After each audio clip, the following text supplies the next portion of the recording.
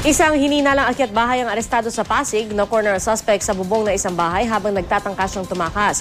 Umami naman ang suspect sa krimen. Balitang hatid ni Jay Sabale. Sa kuha ng CCTV camera, makikitang nag-aabang ang mga barangay security force ng Barangay San Antonio at Pasig Police sa harap ng bahay kung saan may nag-report ng akyat bahay mag-aalauna na madaling araw. Matapos ang mahigit isang oras na hintayan, nagtangkang tumakas ang sospek sa pamamagitan ng pagtawid sa mga bubungan ng bahay. Nakuha pang makatawid ng Shaw Boulevard ng sospek na si Eric Cobelo papunta sa kabilang barangay. Pero bigo siya.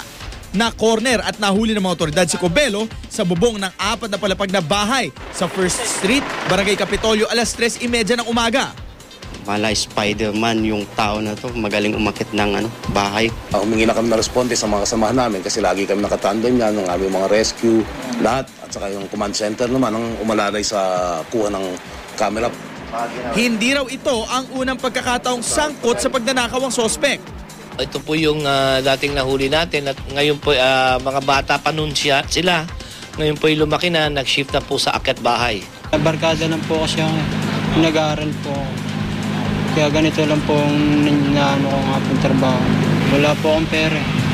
Jay Sabale, GMA News.